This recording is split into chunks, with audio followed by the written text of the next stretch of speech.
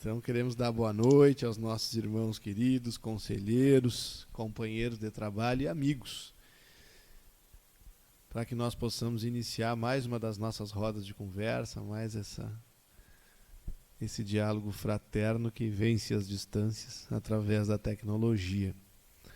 Vou pedir a Carol aqui que nos acompanha, que faça a leitura do Evangelho, e logo depois que o Antônio Nascimento, nosso vice-presidente doutrinário que está conosco aqui também, faça a nossa prece de abertura do trabalho. Pode ser, Antônio?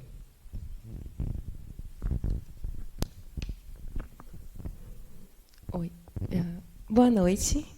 Então, do Evangelho, do capítulo 5, Bem-aventurados os aflitos, causas anteriores das aflições. Mas se há males nesta vida, cuja causa primária é o homem, outros há também, aos quais, pelo menos na aparência, ele é completamente estranho e que parecem atingi-lo como por fatalidade. Tal, por exemplo, é a perda de entes queridos e a dos que são o amparo da família. Tais ainda os acidentes que nenhuma previsão poderia impedir, os reveses da fortuna que frustram todas as precauções aconselhadas pela prudência, os flagelos naturais, as enfermidades de nascença, sobretudo as que tiram a tantos infelizes os meios de ganhar a vida pelo trabalho, as deformidades, a idiotia, o cretinismo, etc. Os que nascem nessas condições, certamente nada hão feito na existência atual para merecer, sem compensação, tão triste sorte, que não podiam evitar, que são impotentes para mudar por si mesmos e que os põem à mercê da comiseração pública. Porque, pois, seres tão desgraçados enquanto ao lado deles, sob o mesmo teto, na mesma família, outros são favorecidos de todos os modos. Que dizer, enfim, dessas crianças que morrem em tenridade e da vida só conheceram sofrimentos? Problemas são esses que ainda nenhuma filosofia pôde resolver. Anomalias que nenhuma religião pôde justificar e que seriam a negação da bondade, da justiça e da providência de Deus, se verificasse a hipótese de ser criada a alma ao mesmo tempo que o corpo, e de estar a sua sorte irrevogavelmente determinada após a permanência de alguns instantes na terra. Que fizeram essas almas, que acabam de sair das mãos do Criador, para que se vissem nesse mundo abraços com tantas misérias e para merecerem no futuro uma recompensa ou uma punição qualquer, visto que não hão podido praticar nem o bem nem o mal? Todavia, por virtude do axioma segundo o qual todo efeito tem uma causa, tais misérias são efeitos que hão de ter uma causa, e desde que se admita um Deus justo, essa causa também há de ser justa.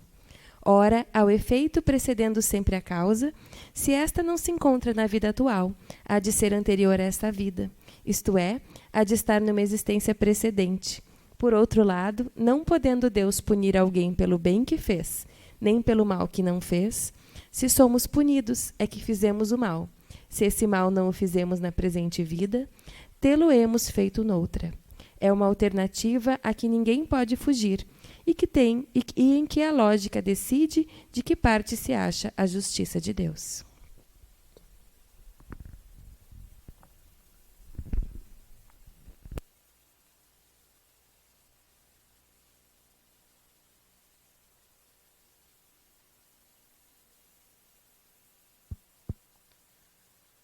Então, nesse instante, unimos os nossos corações por todo o nosso Rio Grande para buscarmos essa sintonia, este envolvimento, esse amparo da espiritualidade que nos sustenta nas nossas lides de lideranças de unificação, dirigentes espíritas, trabalhadores que desejamos servir e realizar o melhor para que a candeia do Consolador brilhe alto no velador, trazendo o consolo, o esclarecimento que tantos necessitam e anseiam. Ajuda-nos, Senhor, nesta noite, examinando o assunto da proposta de reflexão e de estudo, ampliarmos um pouco mais a nossa consciência espírita, o nosso entendimento das graves responsabilidades que somos chamados a atender, fazendo com que o nosso empenho, a nossa organização, o nosso preparo e no auxílio do preparo daqueles que trabalham conosco, as equipes que se aproximam, que são preparados para a continuidade, seja cada vez mais fraterno, seja cada vez mais sólido, seja cada vez mais consciente da tarefa que estamos fazendo, de por que estamos fazendo e aonde almejamos, que situação almejamos conquistar pelos nossos esforços do dia a dia, pelo nosso trabalho. Ampara-nos, Senhor, dando-nos sempre coragem, paciência e resignação. Então estamos aqui para, com o teu amparo e assistência das equipes espirituais, estudarmos e nos prepararmos para o exercício desse mandato administrativo que assumimos. Que assim seja.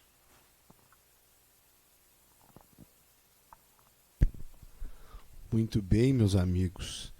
Então, como nós anunciamos um pouco antes, essa nossa roda de conversa tem do lado de cá, aqui na sede física, na nossa federação, o Antônio Nascimento, que fez a nossa prece, nosso vice-presidente doutrinário, a Carolina Reis, que é a nossa coordenadora de infância e também colaboradora da área de unificação, o nosso querido Maicon Amarante, que está lá em Santiago. Eu tenho que falar olhando para essa câmera, mas a imagem do Maicon está do lado de cá, então a gente olha para os dois lados aqui, né, Maiquinho?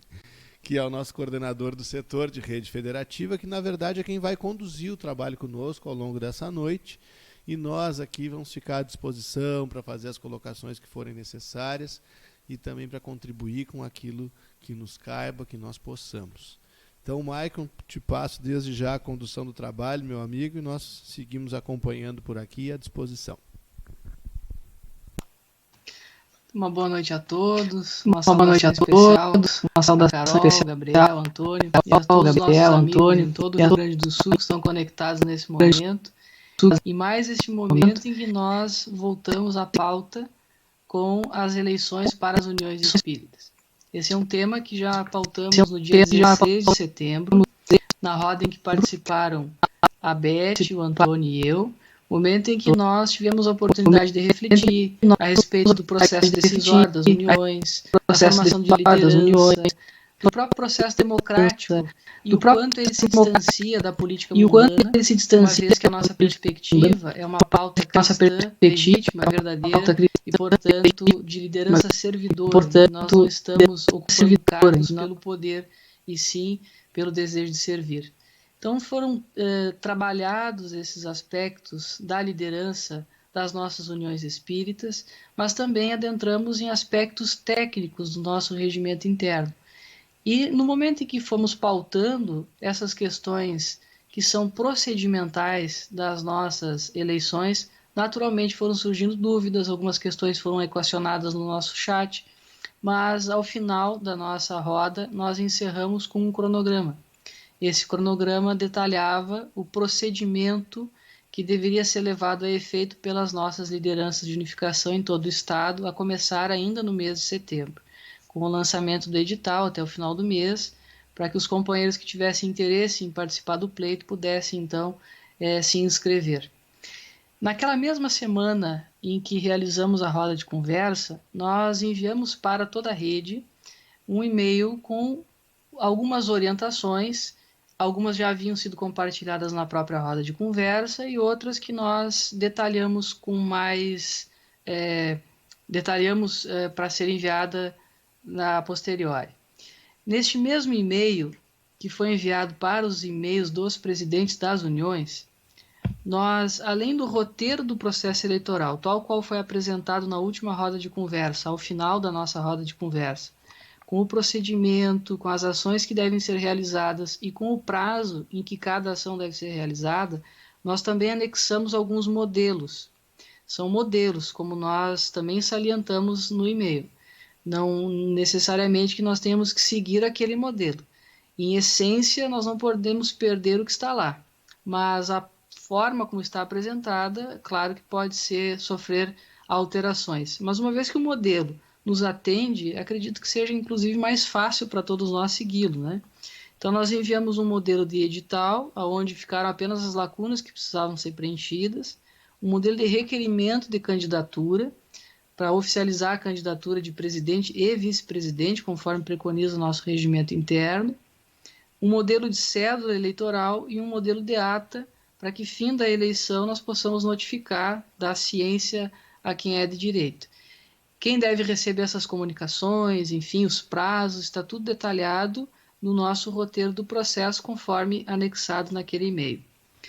Mas ainda na nossa roda de conversa, nós comentávamos que naquele momento não teríamos o tempo para discutirmos a respeito do plano de trabalho das uniões, que é um dos requisitos para a candidatura das nossas lideranças. E que nós teríamos uma segunda roda de conversa, onde pautaríamos exclusivamente o plano de trabalho. Então aqui nós estamos apenas fazendo um resgate daquilo que já foi trabalhado lá na nossa roda de conversa do dia 16. O link para essa roda de conversa está lá no Wikifergus. Depois a gente compartilha novamente aqui no nosso chat. Para aqueles que ainda não assistiram, é muito importante assistir.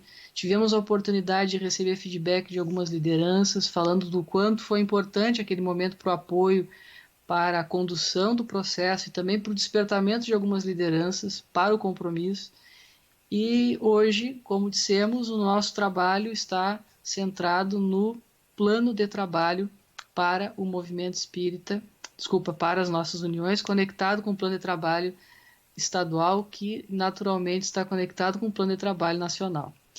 Então, nós gostaríamos de começar, meus amigos, antes de apresentar o modelo que nós vamos trazer para a nossa rede e deixar à disposição dos companheiros. Antes disso, nós gostaríamos de retornar com os nossos companheiros lá em Porto Alegre, fazendo uma rodada, começando com o Gabriel, passando pela Carol e pelo Antônio, para nos falarem assim, lato sensu, na importância do planejamento das nossas ações, por que é importante planejar, e também conectando, aproveitando já a mesma pergunta, conectando esse planejamento que nós realizamos com as uniões com o planejamento estratégico da Fergus. Por que isso é importante? Então são duas perguntas. Por que é importante planejar e por que é importante este planejamento estar conectado com o nosso plano estratégico quinquenal da nossa federativa? Pode começar contigo, meu amigo Gabriel. Claro, Maicon, vamos sim. As perguntas são oportunas. O planejamento, ele é algo que encontra fundamento, sabemos nós, em todo o trabalho de Jesus e daqueles que o seguiram. E especificamente no campo da doutrina espírita, nós enxergamos toda a estrutura de planejamento do codificador e encontramos muitos fundamentos nas obras básicas, também em obras póstumas, no projeto 1868, vias e meios, ele fala muito claramente disso.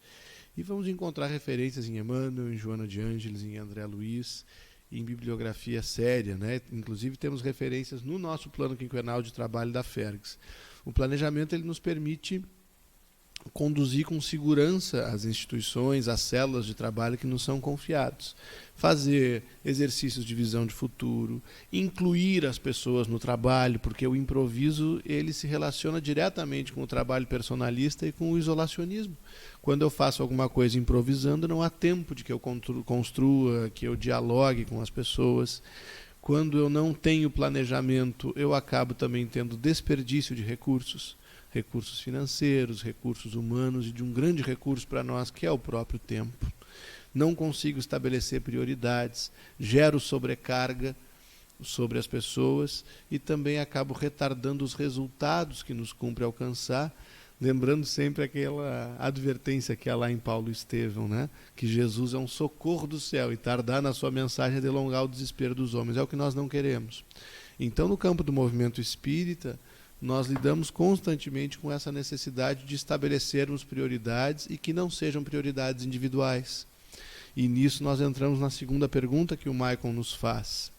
Como nós temos um trabalho em rede e não vivenciamos uma organização religiosa de cunho hierárquico, a nossa rede ela é horizontal, então tudo que nós fazemos depende de acordos que são feitos no exercício da liberdade combinada com a disciplina.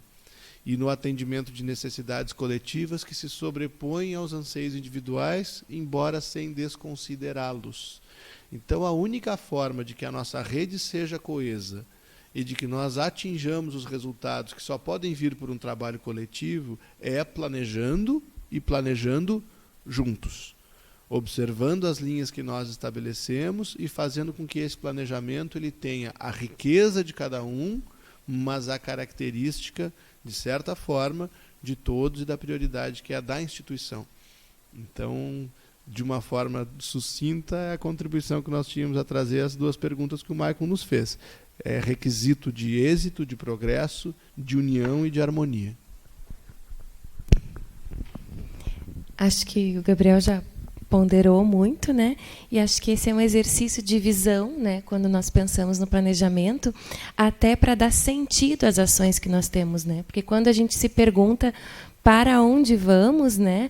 É indispensável que a gente realmente se coloque nessa grande família do movimento espírita, nesse corpo, e consiga, então, desenvolver as nossas ações na direção dos objetivos e das metas coletivas, né? Como o Gabriel já pontuou. Isso, e aí, se estamos nesse corpo, né, não faz sentido, os órgãos em si sozinhos não têm significado, não têm função. E aí, então, planejar a ação de forma isolada, né, fica completamente desconectado, não tem sentido mesmo, né? E aí, então, o foco do planejamento em conexão com o movimento espírita como um todo, através, então, da Federativa Estadual, do planejamento do nosso CFN, como uma compreensão do nosso objetivo, né, de realmente por que cada órgão de unificação trabalha, para que trabalha, e aí, então, como uma possibilidade de atendermos a esse chamado, de realmente estarmos cumprindo os objetivos de cada uma das células, órgãos e funções e sistemas do corpo, né? Então, acho que não tenho mais a acrescentar.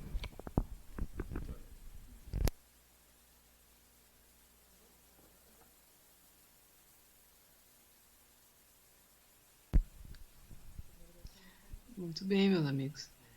O Antônio, quer acrescentar alguma coisa, meu amigo? Senão eu já te faço outra pergunta. Eu acho que eu passo. Vamos passar outra pergunta para a gente ampliar o diálogo. Então tá bem. Antônio, então aproveitando, meu amigo, eu gostaria que tu repercutisse para nós, em algumas palavras, como foi o nosso trabalho das interregionais e das regionais deste ano, uma vez que nós tínhamos a proposta de apresentar para o movimento espírita estes planos de trabalho, tanto o plano de trabalho para o movimento espírita nacional, quanto o plano de trabalho estratégico da nossa federativa. E como que estes planos se relacionam com as atividades do Centro Espírita. Essa era uma das propostas das nossas oficinas. Eu gostaria que tu trouxesse para nós como foi trabalhar isso com o nosso movimento, com os nossos companheiros, os desafios, as percepções que tu tiveste no momento em que conduzia as oficinas, enfim, até para a gente recordar que esse tema não é novo, né? Que ele foi trabalhado durante todo este ano. Eu acho que é uma reflexão muito pertinente, né, Michael? Porque realmente a proposta é nós trabalharmos a oficina em 2 eixos ou 2 momentos, né, na parte da manhã, trabalhando, conhecendo, nos aprofundando no plano de trabalho para o movimento espírita brasileiro, com as suas 9 diretrizes, e na parte da tarde, fazendo a conexão das ações federativas através do plano quinquenal, as ações estratégicas para cumprimento dessas diretrizes, foi muito significativo. A gente vê que pela manhã eu me surpreendi positivamente pelo número de pessoas que já conheciam, tinha ouvido falar no plano de trabalho. Eu confesso que achei que ele era mais desconhecido. Mas, por outro lado, um grande número, e isso foi muito bom, que estavam conhecendo e aí realmente entendendo o processo de construção, né, construção de todo o nosso movimento espírita brasileiro, e aquela intenção, o porquê que nós estávamos, então, trabalhando aquela diretriz nacionalmente. E, num segundo momento, foi interessante as pessoas poderem identificar, em especial os trabalhadores, né, os nossos dirigentes, como participam das reuniões do CFE, isso já vem acompanhando, eles conhecem mais já as diretrizes que estão sendo desempenhadas pela federação, até porque todas elas passam na forma de um projeto e são aprovadas pelo nosso CFE. Então, todos aqueles exemplos, a maior parte já tinha esse conhecimento e até a vivência, a aplicação. Mas os trabalhadores foi muito interessante, então, para que muitos pudessem, inclusive, ter uma visão mais ampla e um entendimento de por que a nossa organização federativa, qual o papel e como a nossa FERGS atua diretamente no apoio aos centros espíritas. Como esse trabalho do Movimento Espírita Nacional e o trabalho da gestão, o trabalho federativo de toda a nossa rede, chega na forma de, digamos assim, de um processo pronto no centro espírita que visa exatamente auxiliar a qualificação e a formação continuada do trabalhador, Michael. Muito bem, então como o Antônio nos lembrava, nessas oficinas nós atuamos em 2 eixos, né? Durante a manhã um eixo, durante a tarde um outro. Nós podemos dizer que a nossa roda de conversa, a partir de agora, ela passa a ser o 3º eixo das nossas interregionais, porque nós vamos fazer a conexão deste plano de trabalho, que foi apresentado nas regionais, nas interregionais, com o plano de trabalho das uniões, daqueles que estão se candidatando, postulando então a presidência e vice-presidência das uniões espíritas para o próximo triênio. Então eu vou compartilhar a tela aqui com um modelo que nós preparamos para enviar para a nossa rede.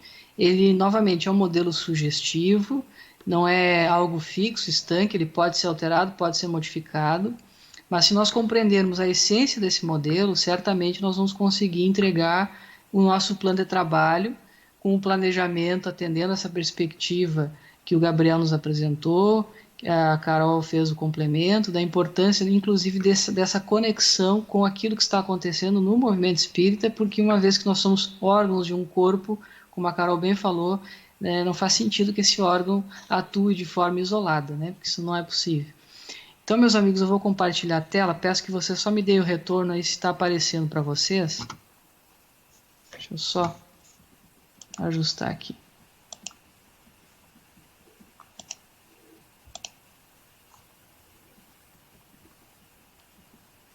Apareceu minha tela aí para vocês?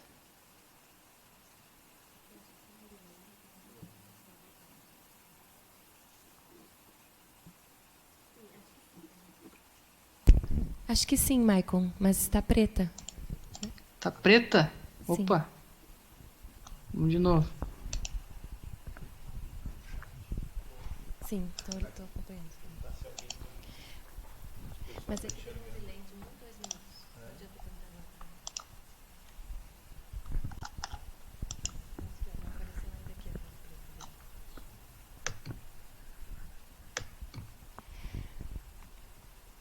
Acho que convém comentar, enquanto o Maicon atende ali, o quanto esse alinhamento, ele não é de forma, mas ele é de fundo, né?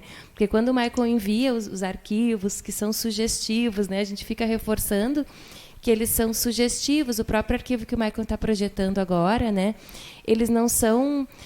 a gente não precisa usar a mesma tabela, né? A gente precisa estar imbuído dos mesmos objetivos e dos mesmos sentimentos. Então, a conexão que a gente pontua fortemente e claro, para que ela faça mais sentido, a gente exemplifica e aí utiliza modelos e recursos, né? Ela tem que ser de entendimento e de objetivo comum, né? De estarmos parte, né? Mas não de forma ou de apresentação, necessariamente de modelo, de projeto, né? Eles servem, né, e são úteis, mas a gente não precisa adaptar o nosso modelo em termos de forma, mas nos perguntarmos se estamos conectados a um planejamento maior. Apareceu a tela agora? Sim, Apareceu, meu amigo. Ótimo. Então, exatamente como a Carol falou, esse é apenas um modelo sugestivo em que nós contemplamos aquilo que está no nosso regimento interno, mas que também pode ser alcançado de outras formas, com outros formatos, desde que não se perca a essência. Então, nesse documento que nós estamos projetando, nós apresentamos aqui, em breves palavras, a importância do plano de trabalho das uniões, a importância do planejamento e a importância do plano de trabalho para a manutenção da unidade na tarefa. Aí nós trazemos aqui um texto do Guion Ribeiro, um texto que inclusive o Gabriel nos recorda na revista Reencarnação, número 454, que fala da Fergs e o plano de trabalho para o movimento espírita brasileiro, que também foi utilizada durante as nossas interregionais e regionais deste ano. No nosso plano de trabalho para o movimento espírita nacional, nós temos alguns objetivos estratégicos que foram destacados no plano estratégico quinquenal da nossa federativa, conforme nós trabalhamos lá nas nossas regionais. Então, só vou projetar rapidamente aqui, vou trocar o arquivo, o nosso plano estratégico da nossa federativa. Vou direto lá para as tabelas das nossas ações. Esse documento aqui já é conhecido nosso, né? Então vejamos que esse documento que está sendo projetado agora, essa primeira coluna diz assim: objetivos estratégicos, que estão diretamente conectados com o plano de trabalho para o movimento espírita brasileiro no quinquênio 2018 a 2022. Essa primeira coluna, conforme está aí nesse documento, ela foi trazida para essa lista que está aqui no template, no documento modelo que vai ser enviado para a nossa rede, com alguns outros elementos, né? Mas aí nós contemplamos todos os nossos objetivos estratégicos que estão no plano de trabalho para o movimento espírita brasileiro, tal qual apresentado na primeira coluna do nosso plano de trabalho estratégico da nossa federativa. Por que nós destacamos isso da tabela e colocamos ali no texto? Porque a tabela que nós vamos apresentar como modelo começa aqui, na segunda página. Na terceira página. Então nós destacamos lá do plano de trabalho, do plano estratégico quinquenal da nossa federativa, nós destacamos os objetivos estratégicos que não estão na tabela e a avaliação e execução do plano anterior, de 2016 a 2018. Então essas duas colunas elas não aparecem lá no plano, no modelo que vai ser compartilhado com a rede, para que nós possamos construir os planos das nossas uniões. Mas o que nós precisamos entender é que o que está naquele documento saiu daqui, saiu de dentro do nosso plano estratégico quinquenal. Pegando o primeiro exemplo, nós separamos na área administrativa a meta de número 9, que diz assim: profissionalização da gestão administrativa e federativa. Está lá no nosso plano estratégico quinquenal, vamos encontrar aqui.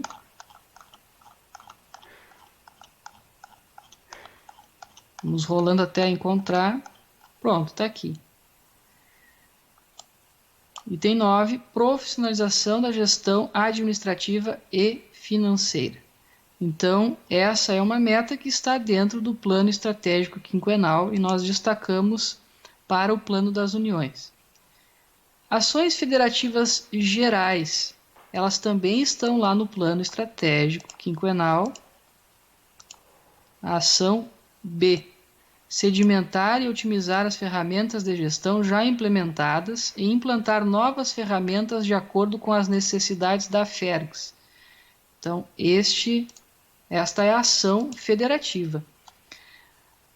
Se nós pensarmos nas ações que são possíveis de serem feitas na União, o que nós podemos fazer na nossa União para dar conta desta meta e desta ação federativa?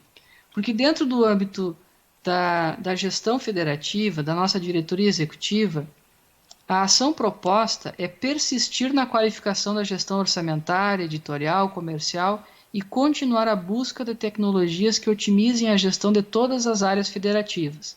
Então, como que nós adaptamos isso para a realidade das nossas uniões?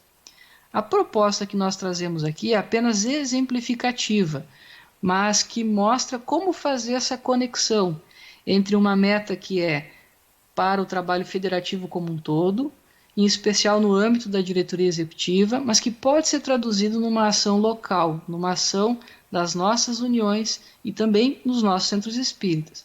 Então, a ação federativa da União que nós estamos colocando como exemplo aqui é essa que está destacada em vermelho.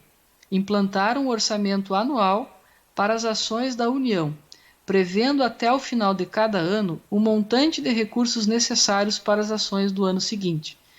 Nos parece que esta ação ela ajuda a atender a profissionalização da gestão administrativa e financeira dos nossos órgãos de unificação.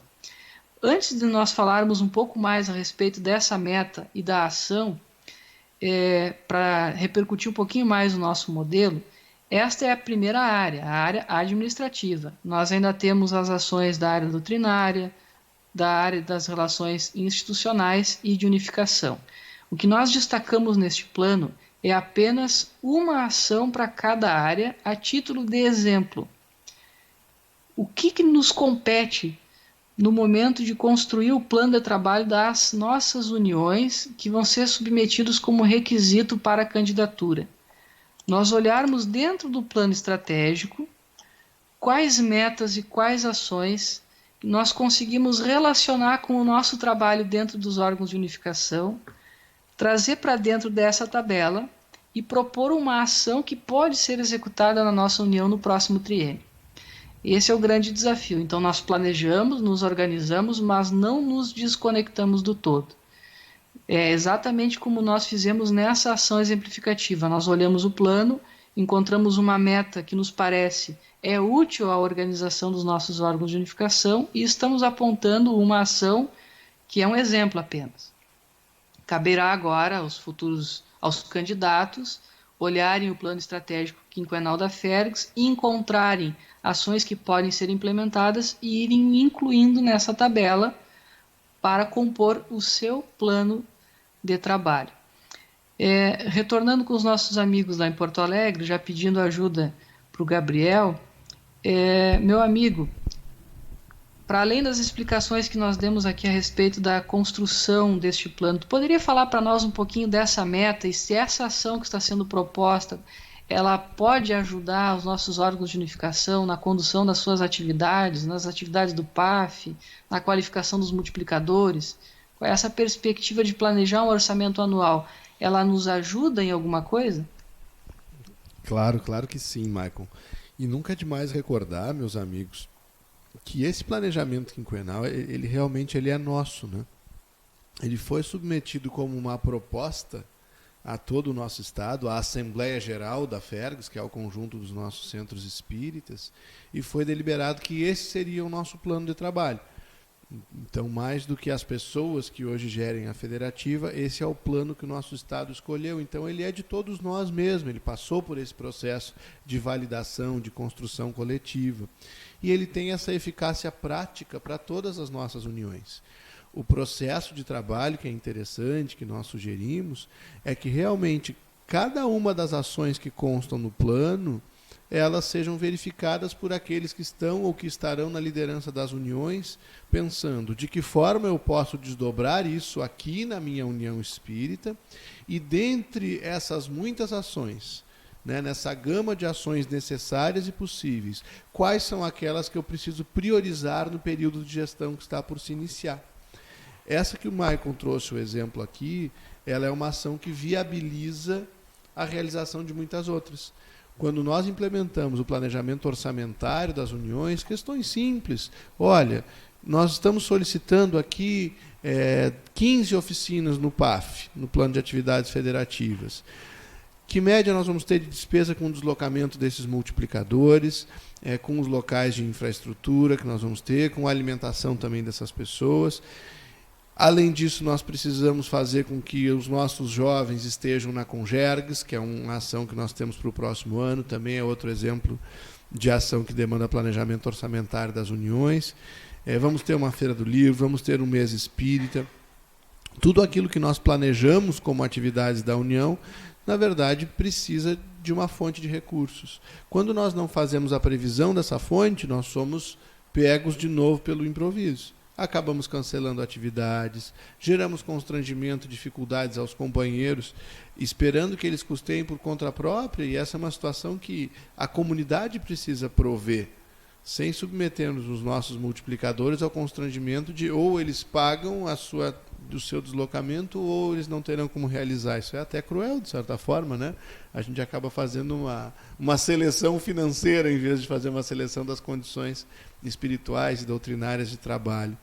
Então, é muito importante que a União, de uma forma simples, lance a sua previsão de receitas, de onde virão essas receitas, se são contribuições dos centros espíritas, se são atividades envolvendo o livro espírita, que é a nossa fonte preferencial de receita, e quais serão as nossas despesas de acordo com as atividades que estamos planejando.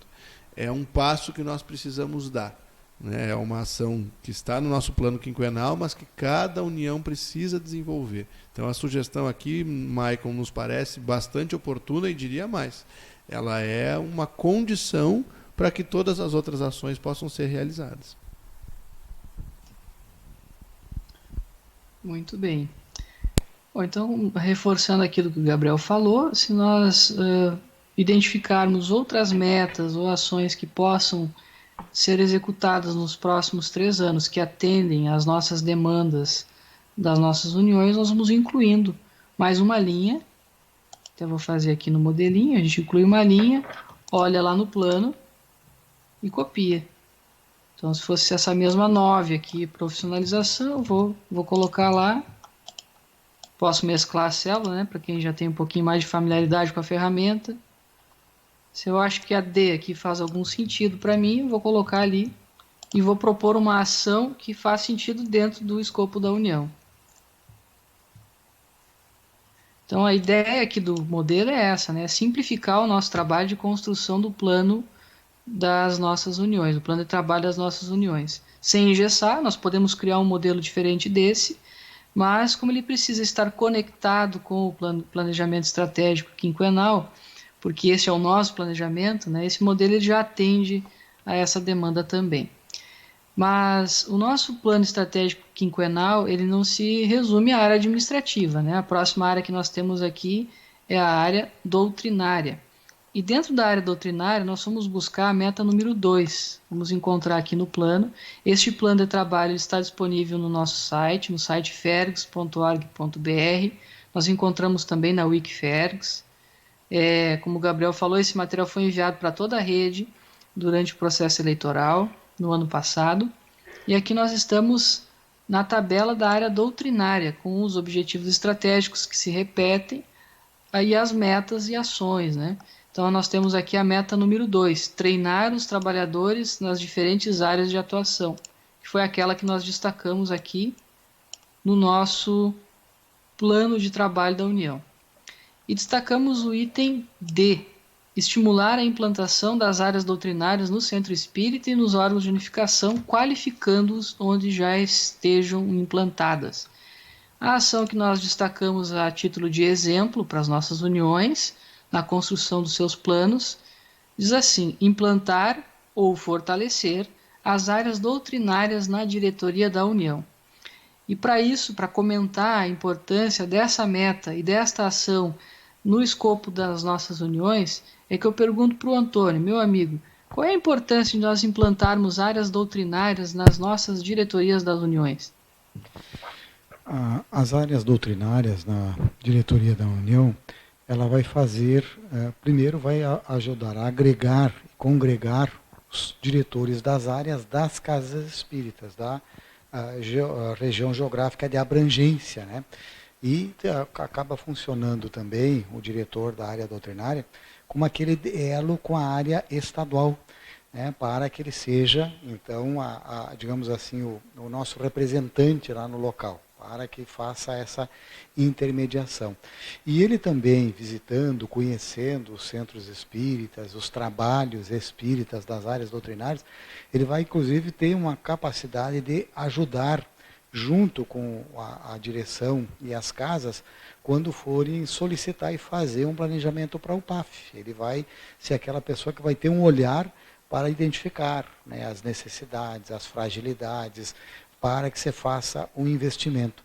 E, inclusive, quando se abre um NTE, né, que é uma coisa interessante, Michael, que os nossos NTEs, no modelo de oficina, nós temos um certo limite para que ela seja operacionalizada, que pode variar de 30 pessoas, por exemplo, na oficina de expositor espírita, que o ACOM faz, até um número um pouquinho maior, né? Em média 40, mas às vezes em alguma oficina dá para estender um pouquinho, para agregar algum trabalhador que esteja próximo ali, para não precisar desdobrar e fazer 2 oficinas, ou até no caso de um painel, acertando com a área uma quantidade maior de trabalhadores. Mas ele vai ajudar, inclusive, a fazer com que as inscrições e esse contato com os diretores de área possam identificar aquelas pessoas que vão participar da oficina. Tá? Porque desde 2017, com o Programa de Formação de Trabalhadores, você faz um esforço muito grande para que o trabalho atinja aqueles que estão no momento de realizar o treinamento. Ela tem uma sensibilização, mas ele já vai ter um treinamento. Para que também não aconteça que, de repente, estejam nas nossas oficinas as pessoas que estão chegando há pouco tempo na casa espírita e ainda não estão na condição de assumirem uma tarefa, um trabalho. Eles poderiam ser sensibilizados, mas esse filtro é importante. E o nosso diretor de área também vai ajudar, além de fazer estudos, né, sempre que nós temos um documento novo, orientador, em contato com a área, seja as diretrizes nacionais ou as diretrizes ou as ações que estrategicamente estão sendo implantadas aqui no Estado, e o diretor vai fazer esse estudo continuado. São documentos extensos que demandam um estudo continuado praticamente, um auxílio, dirimir dúvidas e manter esse contato com a nossa área estadual, Michael. Antônio, se tu me permite, eu achei muito interessante essa pergunta, porque essa é uma questão que nós ainda estamos construindo entendimento sobre a função das direções das áreas nas uniões, né? Por muito tempo, a gente enxergava a necessidade da capacitação nas uniões e o diretor ele se sentia talvez conduzindo essas capacitações. E ele não está excluído disso dentro do nosso programa de formação de multiplicadores, porque ele pode e deve ser um multiplicador da nossa área, se esse for o contexto da União, mas com o programa de formação de multiplicadores a gente consegue atender à formação dos trabalhadores e, na verdade, os diretores de áreas das uniões, eles são integrantes das áreas federativas, eles são esse elo, né, como o Antônio explicou. Então, isso é muito interessante a gente entender isso. Temos áreas que têm isso mais relativamente estabelecido e que temos as direções já implantadas mais fortemente, e ainda assim a gente compreendeu o papel nessa construção dos NTEs, né, nessa mediação entre as propostas oferecidas da área e o contexto da União, até para que a área esteja mais alinhada com as suas... para que a gente possa realmente atender as demandas em relação àquela área doutrinária no local, né? Então, eu fico interessada assim, por esse tema, acho que o Michael escolheu muito bem, né? Porque é uma questão que a gente ainda está construindo entendimento sobre as direções das áreas nas uniões, né? E como tem papel, né? Não é que a gente não... que os diretores estejam... não tenham demandas, né? A gente ainda só está construindo entendimento sobre essas demandas. Eles não podem, não devem agir, né, em contramão às construções que são feitas. Aquilo que a gente falou sobre o planejamento vale também nessa especificidade, né? Existe uma construção de documentos que é nacional em cada área, né, de propostas para o Estado, e que quando essa construção ela chega até a direção da área, né, da União, quando esse processo de rede está realmente implantado, ele é um ponto vital na rede e naquela área doutrinária, né? Nos dois sentidos. Obrigado, meus amigos. É excelente. Essas reflexões que nós estamos fazendo aqui são as reflexões que os nossos candidatos às uniões vão precisar fazer no momento em que entrarem em contato com o plano estratégico quinquenal. Então eu vou olhar o plano e vou fazer essa reflexão. Por que é importante fazer isso dentro da União? Quais são os ganhos para o movimento espírita? Quais são os ganhos para o centro espírita? Então aqui não há imposição nenhuma, há reflexão, há entendimento da importância de cada um dessas metas e dessas ações. Então nós vamos refletindo, item a item, destacando aqueles que nos parecem mais necessários ou que podem ser executados dentro daquele tempo dos 3 anos da nossa candidatura. Seguindo aqui no nosso plano estratégico quinquenal, nós vamos chegar na área de unificação. E aqui nós temos, então, os objetivos estratégicos na coluna da esquerda, as metas, ações, exatamente como nas outras áreas, né? A estrutura ela se repete. E aqui nós vamos para o plano de trabalho das uniões, essa sugestão de plano que nós estamos trazendo aqui, nós destacamos uma meta, que inclusive já foi tema de uma roda de conversa. Quem quiser assistir essa roda de conversa, está disponível lá na nossa Wikifergus. Ela também virou podcast, né, do nosso podcast de liderança, que são as visitações aos centros espíritas. A meta que nós destacamos é a meta 4, lá do nosso plano estratégico quinquenal. Vamos encontrá-la aqui, para a gente saber de onde saiu isso, né? Meta número 4, visitação de todas as uniões espíritas. E nós transpomos isso para o plano das uniões com a ação federativa geral, que é elaborar um plano de visitação considerando as necessidades de cada união, traduzindo isso numa ação da união, conforme destacado em vermelho, a elaboração de um plano de visitação aos centros espíritas da união. Então, aproveito para devolver a palavra aí para o Gabriel, pedindo que ele possa nos falar da importância das nossas lideranças de unificação fazerem essas visitações aos centros espíritas. Realmente é necessário, é importante? Por que é importante? Resgatando um pouquinho daquilo que nós já trabalhamos oportunamente na roda de conversa que versava das visitações, meu irmão. Visitar os nossos centros espíritas, Maicon, irmãos queridos, a gente que tem feito isso e temos feito isso juntos, né? Junto com os nossos líderes de unificação pelo estado todo, é das experiências mais salutares que nós podemos ter. É uma ação de vitalização da rede, porque um dos grandes desafios que nós temos como lideranças é identificar necessidades das nossas instituições e atendê-las. Toda a estrutura do movimento espírita, nós sabemos, está voltada para o centro espírita e precisa constantemente apresentar ao centro espírita soluções, sugestões, orientações, de modo que as nossas casas cumpram a sua finalidade. E quando nós visitamos, nós conhecemos as pessoas, nós geramos proximidade, nós fortalecemos os laços de carinho, de amizade, de empatia, né? Nos colocamos no lugar daquelas criaturas que estão ali. Muitas vezes a gente julga, ajuiza das dificuldades ou da forma como a instituição está sendo conduzida, sem conhecer as circunstâncias reais que envolvem os desafios dos nossos irmãos que lá estão. Para nós, como lideranças, intimamente, isso nos fortalece muito, nos dá legitimidade, nos enriquece a visão para propormos ações e também legitima aquilo que nós trazemos ao Conselho Federativo Estadual, os nossos votos, as nossas propostas de trabalho, que nunca devem ser perspectivas, opiniões pessoais. E sempre precisam traduzir aquilo que é melhor, que é prioritário, que é necessário aos centros espíritas que nós servimos mais diretamente nas nossas uniões. Então são ações que de múltiplas formas, as visitações aos centros espíritas, elas favorecem o trabalho em rede, nos tornam criaturas mais amigas, mais irmãs, mais próximas, também dando naturalidade à nossa convivência e nos ajudam a conectar os pontos da rede que estão isolados. As casas que ficam distanciadas do nosso convívio, elas ficam muito mais suscetíveis aos processos de obsessão e aos desvios das suas práticas em relação aos fundamentos e princípios doutrinários.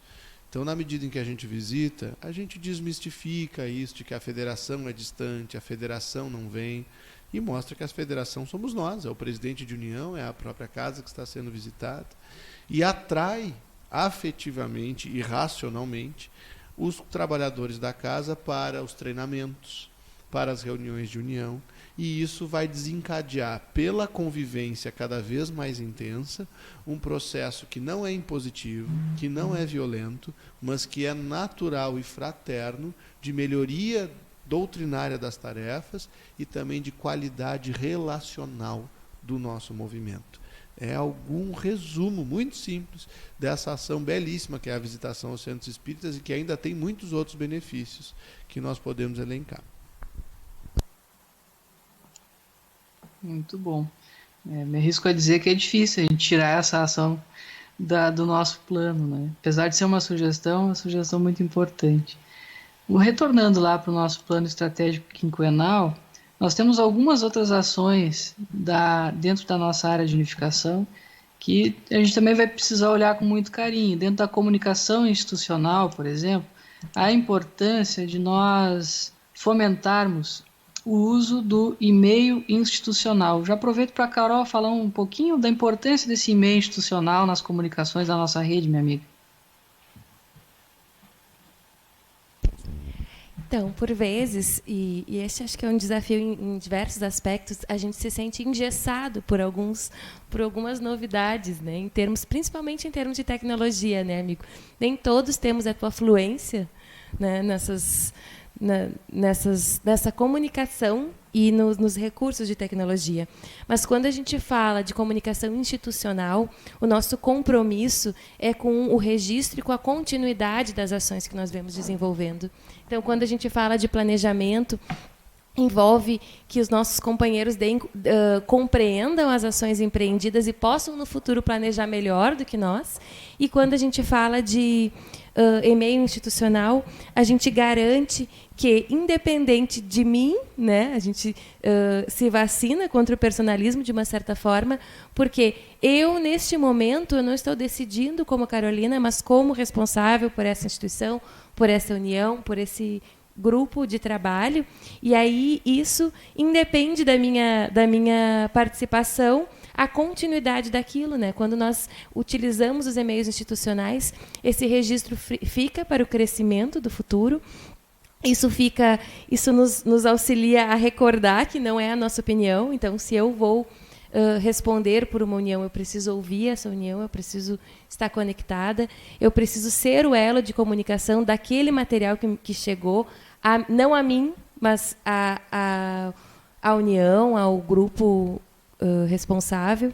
Então, o e-mail institucional ele tem várias ações de compreensão da rede federativa como um todo.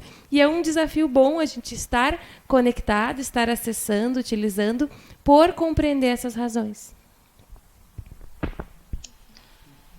Então, mais este exemplo aqui de ação que a gente pode destacar, nós copiamos, a gente traz aqui para o nosso plano, né? E criamos uma ação que vai ser realizada dentro da União para atender essa demanda. Igualmente, para a área de relações institucionais, em que nós destacamos aqui duas ações exemplificativas, que é a promoção ou participação em Feira do Livro, ou a ampliação da adesão dos centros espíritas ao Clube do Livro. Tudo sempre conectado com o planejamento estadual, com o planejamento nacional, conforme já tivemos a oportunidade de conversar. Antônio, meu amigo, como é que estão as perguntas no chat? Os nossos irmãos têm algum questionamento, alguma questão que a gente possa ajudar a solver? Tem uma situação que pode servir para outros locais, né? Uma companheira nossa de uma união, ela exerceu um mandado tampão, entrando no final de 2015, de maio a dezembro, daí ela completou e aí depois foi eleita, então, para os 2 anos iniciais, depois o CFE ampliou para 3, ela quer saber se ela pode concorrer nesse momento ou ela já considera-se inelegível. Isso, daí vamos buscar assessoria jurídica. Pode sim, o mandato tampão, ele não conta no número de mandatos limitados pela reeleição, né? Então ela pode ter cumprido um primeiro mandato tampão, depois um primeiro mandato com toda a extensão de tempo previsto estatutariamente e ainda reeleger-se uma outra vez. É o caso teu também aí em Santo Ângelo, Luciano, né? Perfeitamente, meus amigos. A Jamine nos traz uma questão ali, né? Ela diz assim: bem interessante a implementação dos diretores das áreas das uniões. Para tanto, gostaria de orientação se é importante que esses diretores sejam ou tenham a formação de multiplicadores. Antônio, meu amigo. Nós discutimos isso essa semana. Isso, não, com certeza, né? Eu acho que essa situação da visitação, ela vai ampliar a possibilidade da visitação no centro espírita pelos nossos... É isso que nós estamos falando? Não, dos multiplicadores. Deixa eu te desculpe. ajudar aqui, não imagina. Desculpe. Tá. Isso, a Eu pergunta tava era já se pensando os na diretores frente. de áreas das uniões devem ser multiplicadores ou passar por essa Perfeito. formação. Isso. Nós falávamos sobre isso essa semana, né, Antônio? Esse seria o cenário ideal, né? Esse seria o cenário ideal, porque ele já vai estar na tarefa, vai ter uma integração maior, mesmo que daí no caso, se ele for, ele vai ficar sob responsabilidade da área estadual, quer dizer, ele não vai ter uma filial lá que ele vá se autodeterminar e criar um PAFzinho na união dele. Ele vai continuar fazendo ações conectadas. É claro que dentro das competências para o multiplicador no programa, uma delas é uma certa disponibilidade para que ele possa atender, até para que haja essa possibilidade de intercâmbio, pelo menos em regiões vizinhas, porque isso amplia, né, as nossas experiências. A experiência é rica tanto para quem recebe o multiplicador que vem de uma outra região, né, e também para o multiplicador que visita uma outra região, outra realidade, e às vezes a gente mudando simplesmente de região, muda um pouquinho a cultura, muda a forma, quer dizer, o princípio, a doutrina espírita é a mesma, né, mas às vezes a operacionalização, a forma do viver espírita e das administrações das casas espíritas enriquece muito, além das soluções que cada instituição tem para atender às suas demandas, para inclusive enfrentar esse dinamismo, né, desse mundo em transformação, em que precisa que o dirigente esteja atento para ir adequando a essa necessidade da sociedade, sem abrir mão da doutrina e dos princípios da doutrina, né? Por exemplo, a gente verifica que em muitas regiões há uma migração muito grande do público noturno, no público que ia à noite nos centros, para as atividades diurnas, né? À tarde, em alguns centros espíritas, inclusive na parte da manhã, horários alternativos.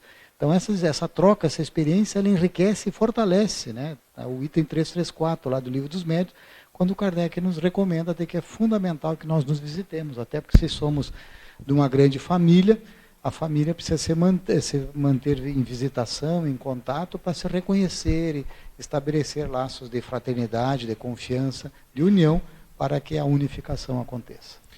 E a pergunta ela é tão oportuna e boba mesmo, porque a gente, no processo de revisão do regimento interno da FERGS, que nós estamos vivenciando nesse momento, essa foi uma combinação com o Conselho Federativo Estadual, que faríamos convergir todas as propostas e necessidades, tanto aquelas que são vindas dos conselheiros quanto da própria diretoria executiva, na nossa reunião do CFE de novembro próximo.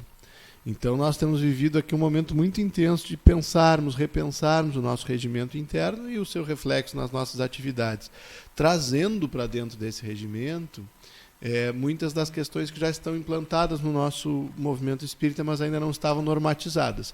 O programa de formação de multiplicadores, os NTEs e outras coisas mais. E nos perguntávamos sobre isso. Será que o diretor de área da União deve ser um multiplicador?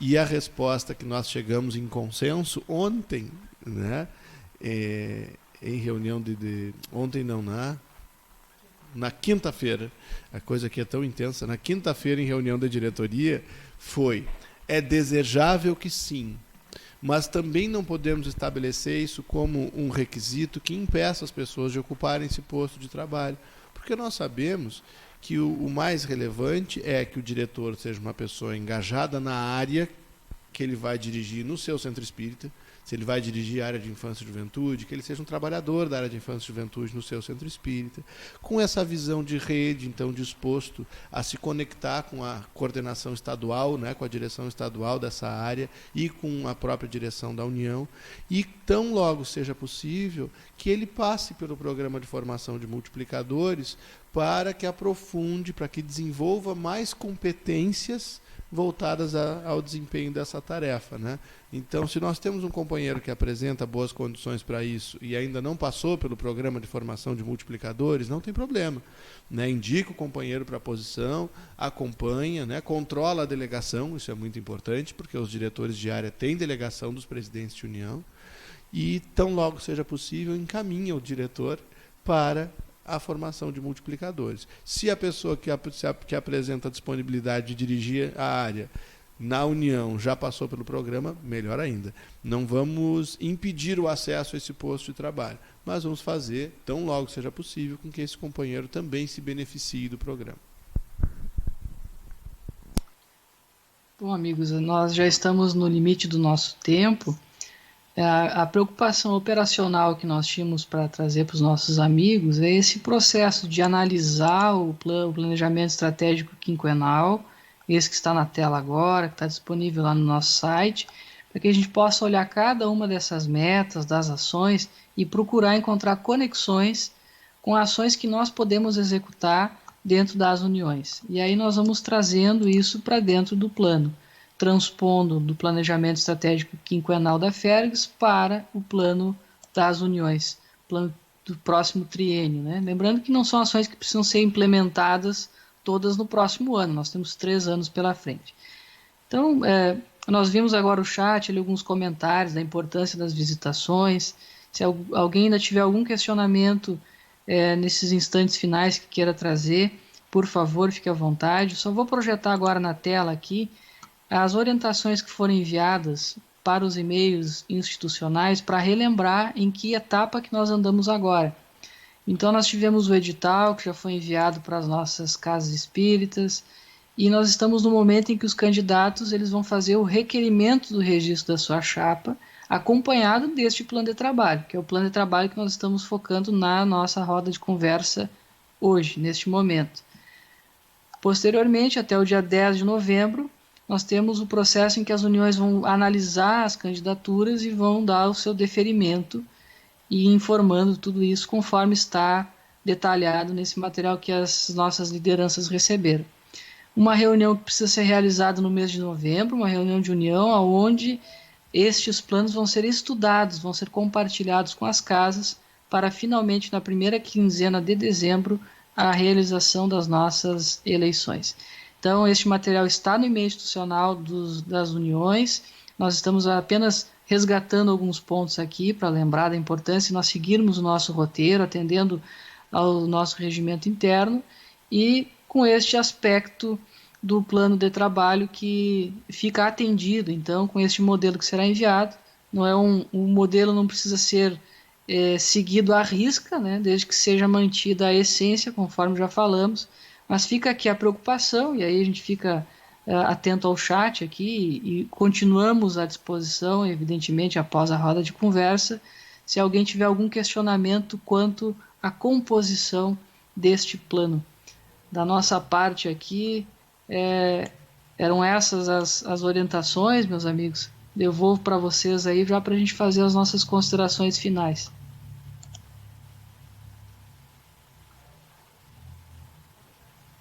Amigo, o Robson enviou uma pergunta, acho que dá tempo da gente entender. Ele diz: por favor, Carol. Meus amigos, uma pergunta que creio que auxiliará também a demais companheiros, sobre diretores de áreas e integrantes de casas federadas. E caso tenhamos adjuntos, podemos convidar irmãos de casas não federadas, mas que tenham interesse em se federar? Eu acho que em tornar-se federadas, acho que essa é a pergunta. Nós lidamos com uma situação prática, exatamente nesse sentido, em uma das nossas uniões.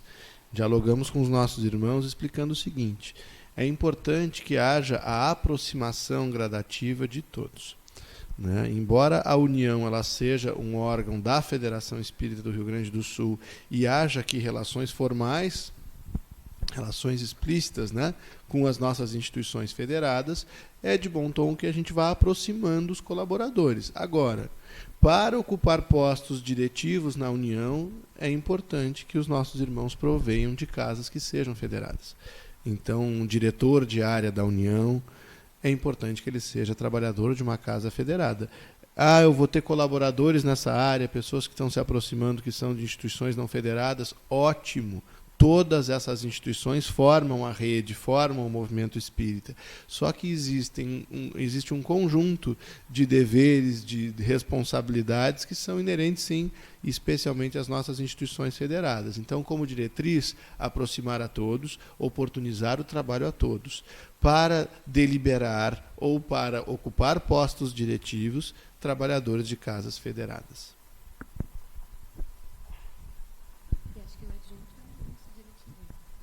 Porque o sentido de nós termos um vice-diretor, né, um vice-coordenador de área, é que ele seja formado para assumir a área posteriormente. É claro, a gente também vai percorrendo caminhos para a aproximação das nossas instituições, não é? Mas é importante que essa virtual substituição, a sucessão entre lideranças, também considere esse fato.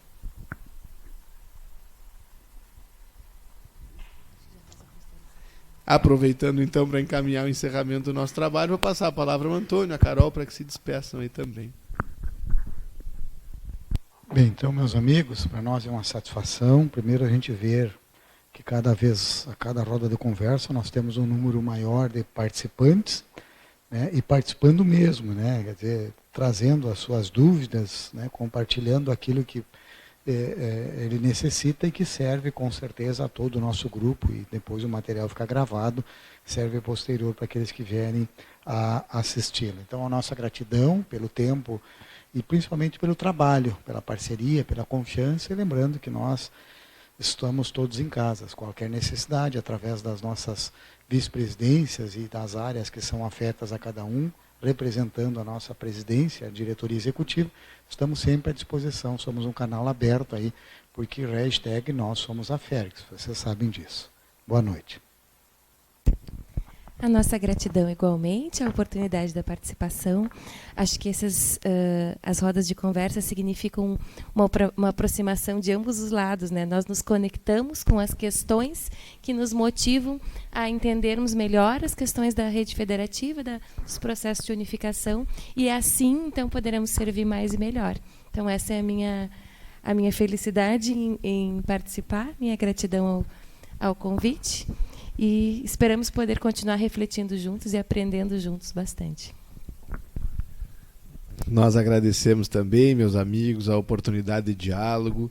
Escrevemos mais cedo ali no grupo do CFE que a gente aguardava todo mundo com carinho e com saudade.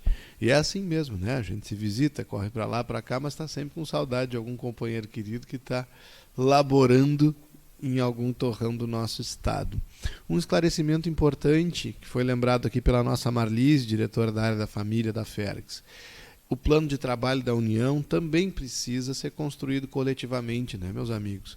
Então, mesmo que ele seja uma incumbência normativa, né, quando se inscreve a chapa dos cargos eletivos da União, o presidente, o vice-presidente, esse plano de trabalho ele seja um dos documentos que são pré-requisitos, é importante que ele também não seja um documento elaborado individualmente.